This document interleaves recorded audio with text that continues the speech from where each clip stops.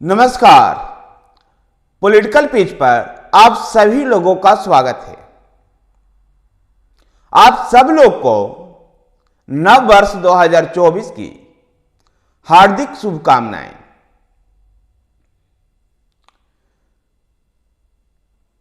लंबे इंतजार के बाद राजस्थान में भजनलाल मंत्रिमंडल का विस्तार किया गया।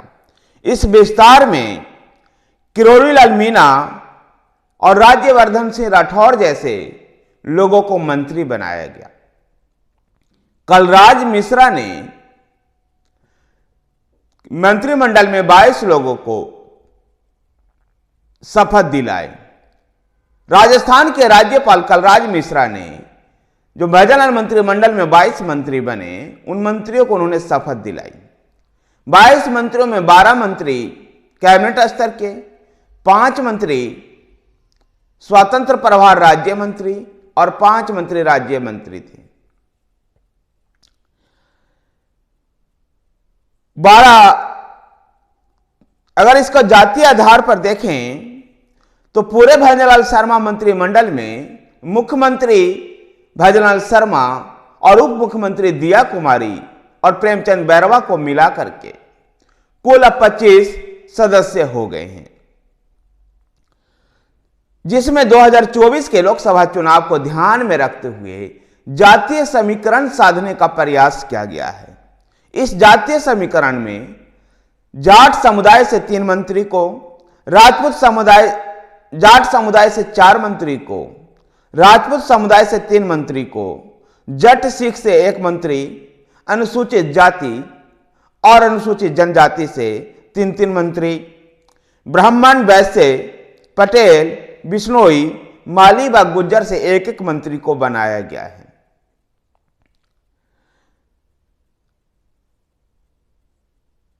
राज्यवर्धन सिंह राठौर पहले केंद्र में भी मंत्री रहे हैं और अब राज्य सरकार में मंत्री बने हैं। इस पूरे मंत्रिमंडल की जो सबसे बड़ी खासियत यह रही कि जो खपाए हुए नेता थे, जो जमे जमाए हुए नेता थे, उन नेताओं को मंत्रिमंडल में जगह नहीं मिली। वसुंधरा राजे सिंधिया समर्थकों को भी जगह नहीं मिली। वसुंधरा राजे सिंधिया का एकमात्र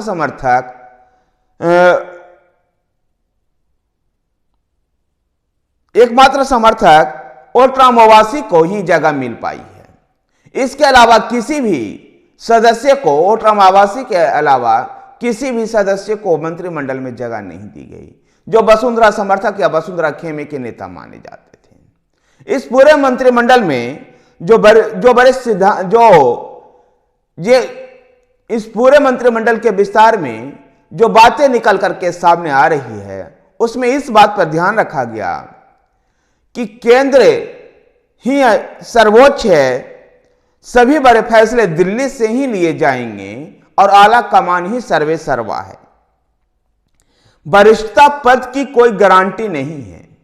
जिस प्रकार से देखा गया राजस्थान में, चाहे वो मुख्यमंत्री का चयन हो या अब मंत्रिमंडल के सदस्यों का चयन हो, यहां वरिष्ठता के सिद्धांत को दरकिनार कर जो पहली बार या दूसरी बार चुनाव जीते हुए विधायकों को मंत्री बनाया गया है। वरिष्ठता को ध्यान में न रख करके जो काम करने वाले लोग हैं, जो यंग लोग हैं, जो काम करके दे सकते हैं पार्टी को, जो डिलीवर कर सकते हैं, उन नेताओं का चयन किया गया है। नेता नहीं बल्कि पार्टी के प्रति निष्ठा जिम्मेवार है।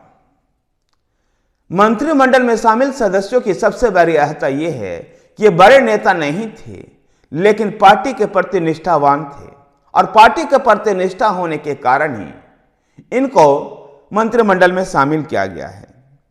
पद के लिए कोई लॉबिंग नहीं चलेगी, जैसा कि पहले अक्सर हुआ करता था। मंत्री बनने के लिए अपने वरिष्ठ नेताओं के जो परिक्रमाएं हुआ करती थी, उस परिक्रमा को बंद कर किसी प्रकार की लॉबिंग को बंद कर दिया गया और ऐसे फैसले लिए गए राजस्थान में, चाहे वो मुख्यमंत्री का चयन हो, उप मुख्यमंत्री का चयन हो या फिर आप मंत्रिमंडल के सदस्यों का, इन सब में ऐसे फैसले लिए गए जहां जो परिक्रमा वाली जो बात थी वो खत्म हो गई, यानी लॉबिंग अब किसी प्रकार से नहीं चलेगी।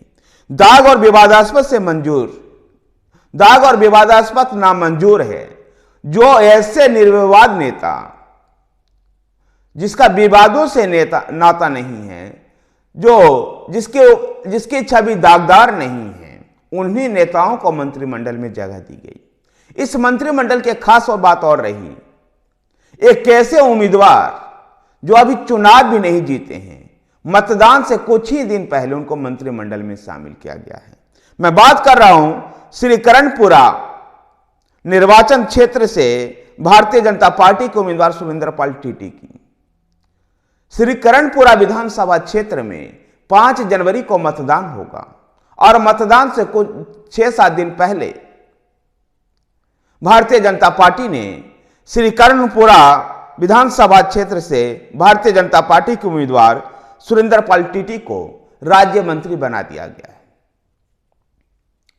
गौरतलब है कि श्री करणपुरा में कांग्रेस प्रत्याशी गुरमुख सिंह कुंडर की निधन के कारण वहां पर मतदान रोक दिया गया था और अब मतदान वहां पर 5 जनवरी को होगा। सुरेंद्र पाल टीटी श्री करणपुरा से भारतीय जनता पार्टी के उम्मीदवार हैं। अब उनको मंत्री भी बनाया गया है। यद्यपि संविधान इस बात को कहता है कि बिना विधायक, बिना सांसद बने हुए कोई भी व्यक्ति 6 महीने तक के मंत्री पद को संभाल सकता है, लेकिन भारत के लोकतांत्रिक चुनाव इतिहास में किसी उम्मीदवार का मंत्री बनना ये पहली बार ऐसी घटना हो रही है। मंत्री बनकर कोई उम्मीदवार बनता था, लेकिन किसी एक विधानसभा क्षेत्र के उम्मीदवार और जिसको मंत्री पद के रूप में शपथ दिलाना संभवतः ये पहली बार है। कांग्रेस इसको लेकर के भजनलाल सरकार को घेरने में भी लगी हुई है।